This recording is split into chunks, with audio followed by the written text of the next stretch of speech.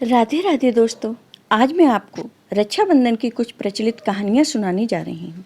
अगर आपको ये कहानियाँ पसंद आएँ तो कमेंट बॉक्स में जय श्री कृष्णा जरूर लिखिए। साथ ही अगर आप मेरे चैनल पर नए हैं तो मेरे चैनल को सब्सक्राइब कीजिए और बेल आइकॉन पर क्लिक जरूर कीजिए, जिससे हमारे वीडियो के नोटिफिकेशन आपको मिलते रहें। रक्षाबंधन का त्यौहार भाई और बहन के बीच प्रेम और स्नेह को दर्शाता है। वहीं इस साल रक्षाबंधन का त्यौहार 19 अगस्त 2024 को मनाया जाएगा। क्या कभी आपने सोचा है कि आखिर कहाँ से हुई थी रक्षाबंधन की शुरुआत? रक्षाबंधन से जुड़ी कई प्रचलित कहानियाँ हैं। आज हम इन्हीं कहानियों के बारे में आपको विस्तार से बताएंगे। इस साल रक्षाबंधन पर भद्रा योग है, इसलिए इस साल राखी बांधने का शुभ मुहूर्त 19 अगस्त दोपहर 1:30 से लेकर रात 9:07 तक रहने वाला है। इस समय में आप अपने भाई को राखी बांध सकती हैं। अब सुनिए ये कहानियाँ। राजा बलि और माँ लक्ष्मी की कहानी। राजा बलि बहुत दानी राजा थे और भगवान विष्णु के अन्य भक्त भी थे। एक बार उन्होंने यज्ञ का आयोजन किया। इसी दौरान उनकी परीक्षा लेने के लिए भगवान विष्णु वामन अवतार लेकर आए और दान में राजा बलि से 3 पग भूमि देने को कहा, लेकिन उन्होंने 2 पग में ही पूरी पृथ्वी और आकाश नाप लिया। इस पर राजा बलि समझ गए कि भगवान उनकी परीक्षा ले रहे हैं। तीसरे पग के लिए उन्होंने भगवान का पग अपने सर पर रखवा लिया। फिर उन्होंने भगवान से याचना की, अब तो मेरा सब कुछ चला ही गया है प्रभु, आप मेरी विनती स्वीकार करें और मेरे साथ पाताल में चलकर रहें। भगवान ने भक्त की बात मान ली और बैकुंठ छोड़कर पाताल चले गए। उधर देवी लक्ष्मी परेशान हो गईं। फिर उन्होंने लीला रची और गरीब महिला बनकर राजा बलि के सामने पहुंची और राजा बलि को राखी बांधी। बलि ने कहा, मेरे पास तो आपको देने के लिए कुछ भी नहीं है। इस पर देवी लक्ष्मी अपने रूप में आ गई और बोली, आपके पास तो साक्षात भगवान हैं, मुझे वही चाहिए, मैं उन्हें ही लेने आई हूँ। इस पर बलि ने भगवान विष्णु को माता लक्ष्मी के साथ जाने दिया। जाते समय भगवान विष्णु ने राजा बलि को वरदान दिया कि वे हर साल 4 महीने पाताल में ही निवास करेंगे। यह 4 महीना चातुर्मास के रूप में जाना जाता है, जो देवशयनी एकादशी से लेकर देव उठनी एकादशी तक होता है। भगवान कृष्ण और द्रौपदी की कहानी।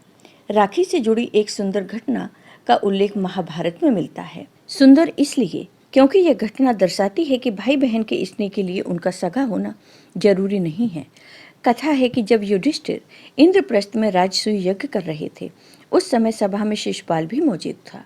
शिशुपाल ने भगवान श्री कृष्ण का अपमान किया तो श्री कृष्ण ने अपने सुदर्शन चक्र से उसका वध कर दिया। लौटते हुए सुदर्शन चक्र से भगवान की छोटी उंगली थोड़ी कट गई और रक्त बहने लगा। यह देखकर द्रौपदी आगे आईं और उन्होंने अपनी साड़ी का पल्लू फाड़कर भगवान श्री कृष्ण की उंगली पर लपेट दिया। इसी समय भगवान श्री कृष्ण ने द्रौपदी को वचन दिया कि वह एक एक धागे का ऋण चुकाएंगे। इसके बाद जब कौरवों ने द्रौपदी का चीर हरण करने का प्रयास किया तो भगवान श्री कृष्ण ने चीर बढ़ाकर द्रौपदी के चीर की लाज रखी। कहते हैं कि जिस दिन द्रौपदी ने भगवान श्री कृष्ण की कलाई में साड़ी का पल्लू बांधा था, वह श्रावण पूर्णिमा का ही दिन था। राखी की एक अन्य कथा है कि पांडवों को महाभारत का युद्ध जिताने में रक्षा सूत्र का बड़ा योगदान था। महाभारत युद्ध के दौरान युधिष्ठिर ने भगवान श्री कृष्ण से पूछा, हे कान्हा, मैं कैसे सभी संकटों से पार पा सकता हूँ, मुझे कोई उपाय बताएं।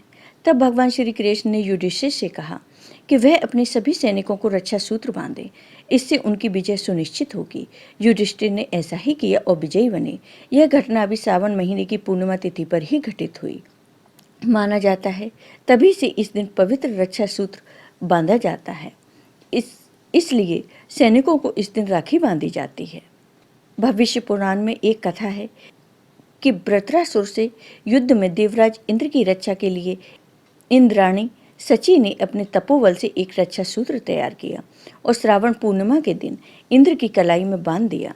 इस रक्षा सूत्र ने देवराज की रक्षा की और वे युद्ध में विजयी हुए। यह घटना भी सतयुग में हुई थी। राखी की एक कहानी यह भी है। सिकंदर पूरे विश्व को फतेह करने निकला और भारत आ पहुंचा। यहाँ उसका सामना भारतीय राजपुरु से हुआ। राजपुरु बहुत वीर और बलशाली राजा थे। उन्होंने युद्ध में सिकंदर को धूल चटा दी। इसी दौरान सिकंदर की पत्नी को भारतीय त्योहार रक्षाबंधन के बारे में पता चला। तब उन्होंने अपने पति सिकंदर की जान बख्शने के लिए राजा पुरु को राखी भेजी। पुरु आश्चर्य में पड़ गए, लेकिन राखी के धागों का सम्मान करते हुए उन्होंने युद्ध के दौरान जब सिकंदर पर वार करने के लिए अपना हाथ उठाया तो राखी देखकर ठिठक गए और बाद में बंदी बना लिए गए। दूसरी ओर बंदी बने पुरु की कलाई में राखी को देखकर सिकंदर ने भी अपना बड़ा दिल दिखाया और पुरु को उनका राज्य वापस कर दिया। तो दोस्तों, कैसी लगी आपको ये कहानियाँ? कमेंट बॉक्स में कमेंट करके ज़रूर बताइए। साथ ही मेरे वीडियो को ज़्यादा से ज़्यादा शेयर करिए। धन्यवाद दोस्तों।